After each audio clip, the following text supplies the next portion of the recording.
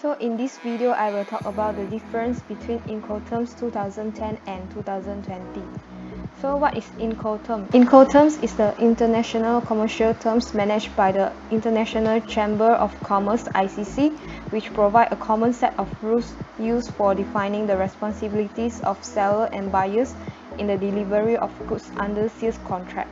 Incoterms is widely used in international commercial transactions and it will be amended every 10 years. Later we will see what is the difference between the Incoterms in 2010 and 2020. So why are Incoterms needed? Incoterms are needed because Incoterms are globally recognized and it enables clarity in contracts. It also helps to avoid costly trade dispute, claims and litigation. So this is the quick view about Incoterms in 2010. So it can be seen that there are 11 Incoterms in 2010, which are FAS, CFR, FOB, CIF for sea and inland waterway transport, and EXW, CPP, FCA, CIP, DAP, DAT, and DDP for any other mode or modes of transport. And this is a quick view for Incoterms in 2020. So it can be seen that there are few changes in 2020, which are FCA, CIP, DAP, DPU, and DDP. And now I will go through one by one about the changes for Incoterms in 2020. The first amendment is DAT has changed to DPU. And the reason why DAP has changed to DPU is because the word terminal often causes confusion, and it has now changed to DPU, delivered at place unloaded, which can now be used for all modes of transportation.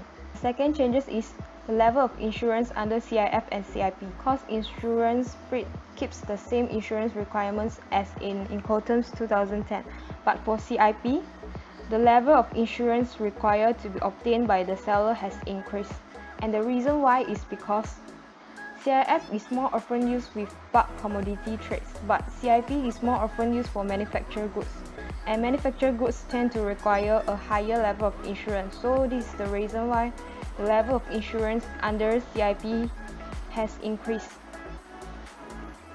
And the third changes is bills of lading. For FCA has changed to allow the buyer and seller to agree that the seller will get an onboard bill of lading. This indicates that the purchaser can instruct the carrier to issue a bill of lading to the seller after the goods have been loaded onto the vessel.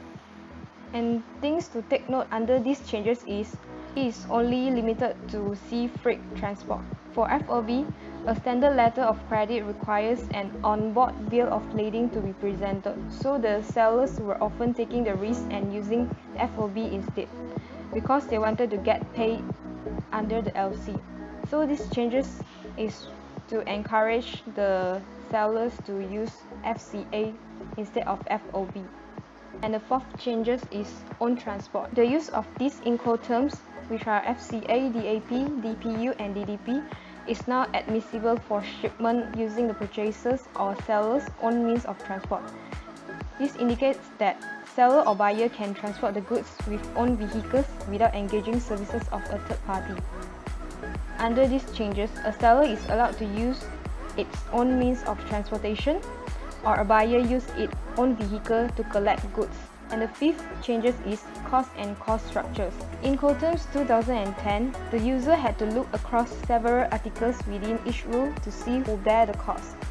While in Incoterms 2020, all the costs allocated by each rule are now listed in Article A9 and Article B9. And the reason why this amendment was made is because costs were a big issue in 2010 Incoterms, and the carriers often changed their pricing structure to deal with add-ons, and sellers were often surprised by being back-charged terminal handling charges.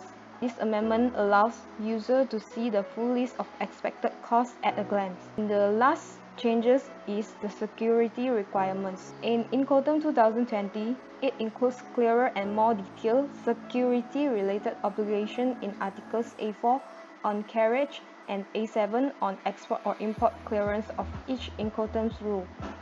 The costs relating to these requirements also appear in the Consolidated Cost Article A9 or B9. And the reason why this amendment was made is because the security practices have evolved, and it is recognized that compliance costs may arise under the headings of transport, the export clearance process, and the import clearance process.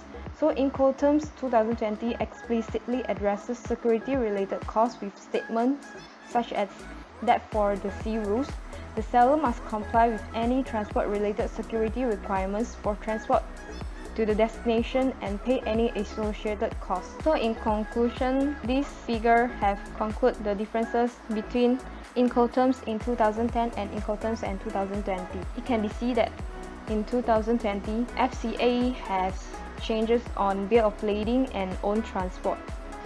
CIP has changes on level of insurance, and DAP, DPU, DDP, three of them have changes on own transport, and DPU is replacing DAT. And in 2020 Incoterms, it also add on a more detailed cost and cost structure and security requirements. That's all for the video. Thanks for watching.